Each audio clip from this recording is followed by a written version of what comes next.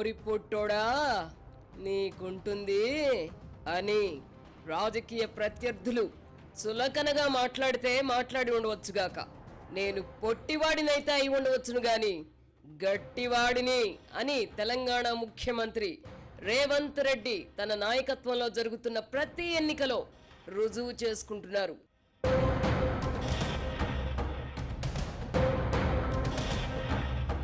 తాజాగా జరిగిన మున్సిపల్ ఎన్నికల్లోనూ తన సత్తా చాటుకుంది కాంగ్రెస్ పార్టీ.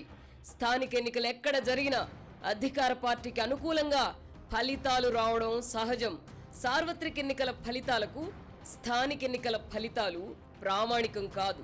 ఇటు తెలంగాణ అటు ఆంధ్రప్రదేశ్లో 5 ఏళ్ల క్రితం జరిగిన స్థానిక సంస్థల ఎన్నికల్లో అప్పుడు అధికారంలో ఉన్న భారత రాష్ట్ర సమితి, వైసీపీ పార్టీలు ఘన విజయం సాధించాయి. 2 రాష్ట్రాలు